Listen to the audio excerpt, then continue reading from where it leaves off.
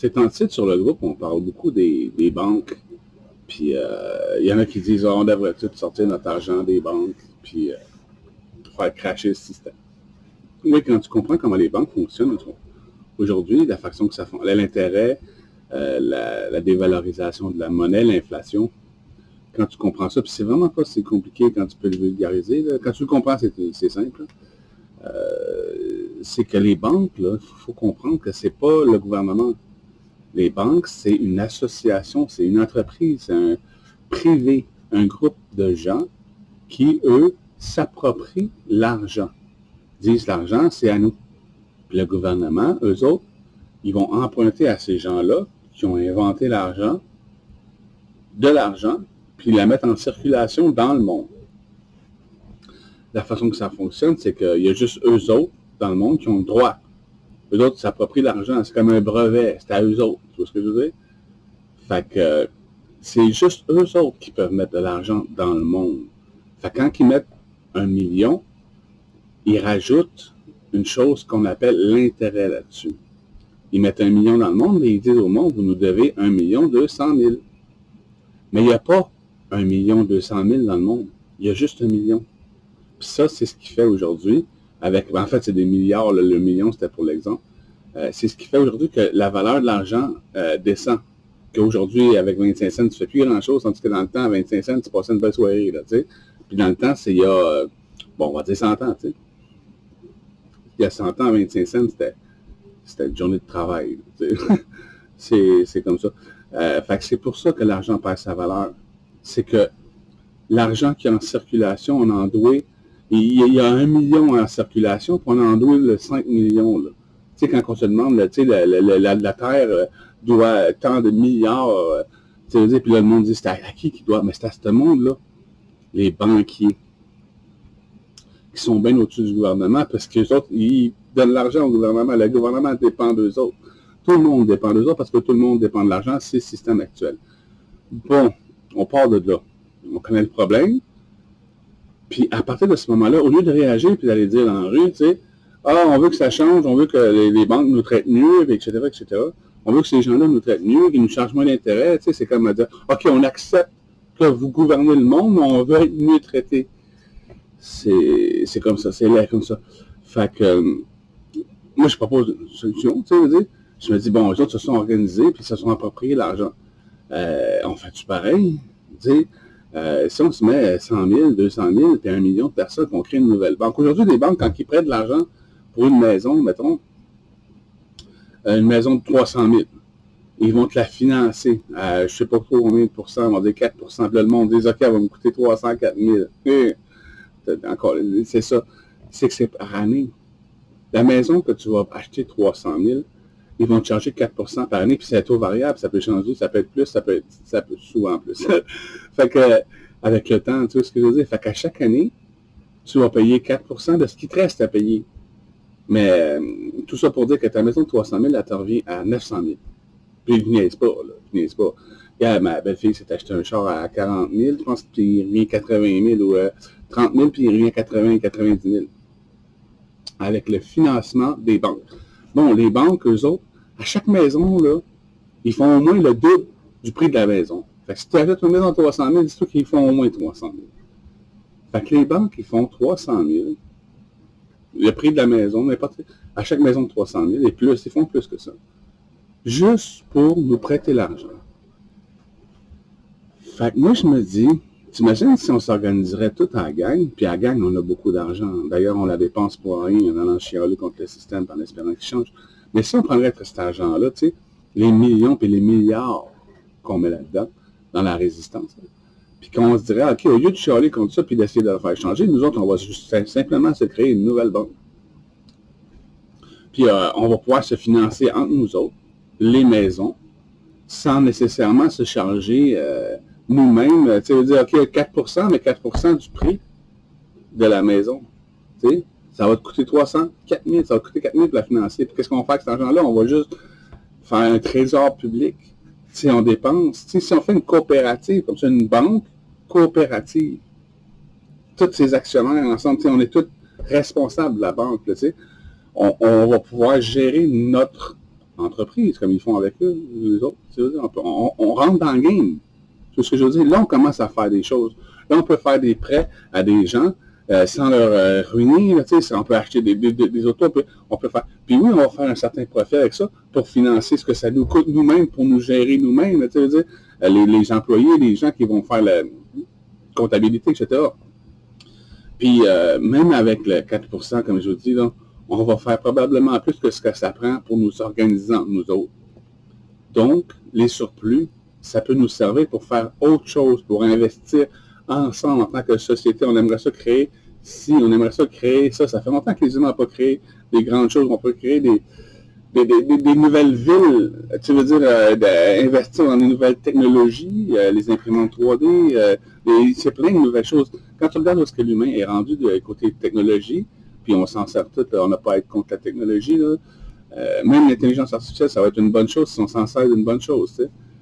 Tout peut être bon, tout est neutre, tout peut être bon, tout peut être mauvais. C'est à nous de savoir comment nous servir de notre intelligence, parce qu'on va se rendre compte qu'on est vraiment génial dans les prochaines années.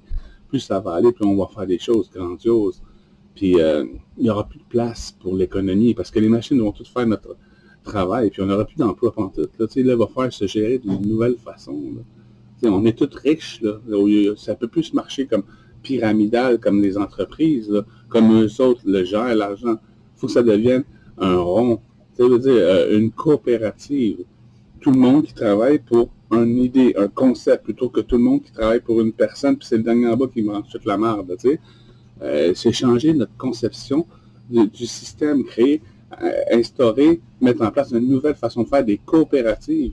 Ça marche avec les banques, ça peut marcher avec les épiceries de la bouffe. On achète toute une épicerie, mettons, dans une ville, là, tu sais, il y en a plein de petites villes là, qui ont toute une épicerie. Là.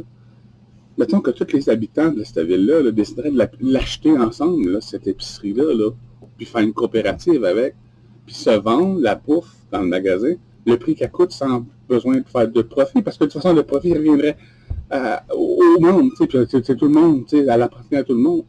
Tu sais, c'est que quand tu vas là, tu payes la bouffe, qu'elle coûte. Là, s'il y a quelqu'un qui passe dans le village puis qui vient, là oui, il va payer le prix avec plus, tu sais. Mais toi, t'appartiens. Puis éventuellement, oui, ça pourrait être le même prix pour tout le monde. Ça serait vraiment bien que ça serait toutes des coopératives comme ça. On pourrait se débrouiller, puis sans intérêt, sans les échelons. Là, tu sais, quand tu dis que tu payes une pièce aujourd'hui, il y a 200. L'autre jour, je vais au garage, le gars veut me vendre une pièce, 230 pièces. Je vais sur Internet, je l'ai trouvé à 25 pièces. J'ai acheté la plus chère à 40. Je l'ai posée moi-même. J'ai sauvé 230 pièces plus 150 pièces d'ouvrage pour une pièce qui en vaut 40. 230 pièces qui s'en allait me charger. Ça, c'est parce qu'il y a plein d'intermédiaires.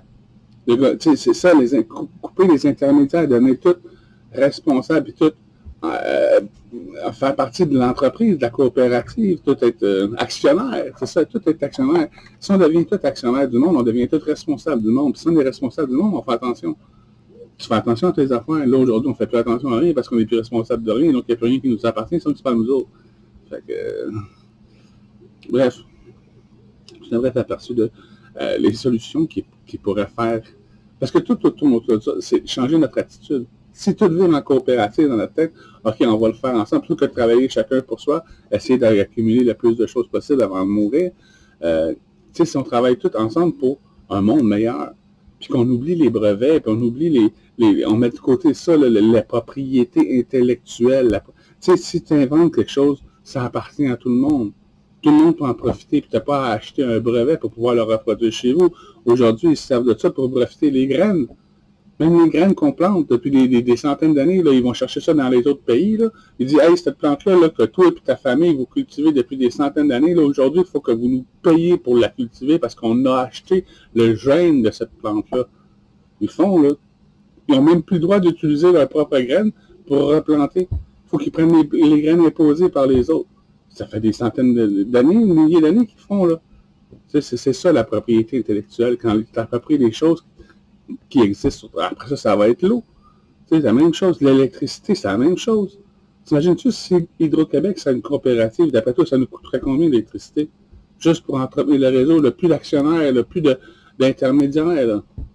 Juste une grande entreprise, une grande coopérative qui paye eux-mêmes ses affaires. On se vend l'électricité, le prix que ça coûte et rien d'autre. ceux qui font du profit, ceux qui font de l'intérêt, c'est tout le monde.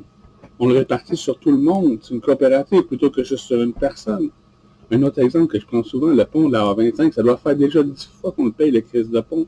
Mais si on ça serait arrangé ensemble pour le construire, le pont, là, ça fait longtemps que ça serait payé, ça serait fini, mais on aurait les moyens de construire 10 ponts au prix que ça nous coûte un.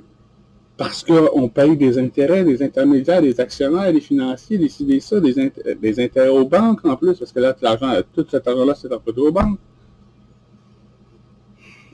Mais tu sais, il y a mieux que ça à faire, plutôt que de chialer, on peut s'organiser, là, on est des 100 000, puis 200 000, là, il faut aller chercher le monde, puis leur faire changer leur mentalité. Hey, les résistants, là, vous n'êtes pas là pour chialer après ce qui se passe, là, vous êtes là pour créer le monde que vous voulez voir. Vous êtes là pour le concevoir, pour le mettre en place. Il n'y a personne qui va vous empêcher. Vous êtes bien trop nombreux. On parle de 1% en haut, là. C'est pas vrai, c'est 0,0001%. Nous, on est combien? Des milliards. L'argent est où dans le monde? Dans nos poches. Tu sais, à un moment donné, là, si on se réveille et qu'on fait mieux, bon, puis meilleur, c'est mieux, puis bon, puis meilleur qui va arriver. Fait que je vous laisse là-dessus. Passez une bonne journée. Puis je continue pour le groupe des 100 000 jusqu'à temps qu'il y ait assez de monde qui se réveille. Puis qu'à un moment donné, on peut se faire le laser, là, puis les 144 000, là, puis le centième singe, là, puis réveiller le monde. Ah oui, c'est à nous autres de faire les choses. On est là pour ça. Mon Dieu, je n'étais pas là juste pour chialer comme les médias m'ont appris. Juste parler de tout ce qui se passe sans proposer aucune solution, tu sais, le conditionnement des médias. Tu sais. Ah oui, c'est en faisant des erreurs qu'on évolue. C'est pas en faisant des erreurs qu'on perd des points, le conditionnement de l'école. Quand tu penses que tu fais une erreur, tu penses que tu perds des points. C'est le contraire. C'est la meilleure façon d'avancer. Puis quand on va avancer ensemble, on va faire les erreurs, puis on va en apprendre, on va avancer bien plus vite. On est génial, sérieux. Là. Quand tu mets plein de personnes sur un projet, c'est fou comment ça va vite. L'argent, l'énergie, la place, tout se place. Fait que t'imagines à 100 000, puis 200 000, puis 300 000, puis 1 million. Puis aujourd'hui, on a, avec les réseaux sociaux, la technologie qu'il faut pour nous organiser en temps réel. Pour voter, des likes, là, puis des choses comme ça, puis des réactions, ça devrait pas être juste des emojis, ça devrait être des votes. Tu likes une idée, c'est ton vote. Aujourd'hui, c'est ça, la démocratie, c'est ça, elle là. Qu'est-ce que tu likes, puis qu'est-ce que tu dislikes. En tout cas, on a tout ce qu'il faut, on a toute la technologie pour le faire. Nous organiser, on a l'énergie, l'amour, l'argent. Qu'est-ce qu'on attend?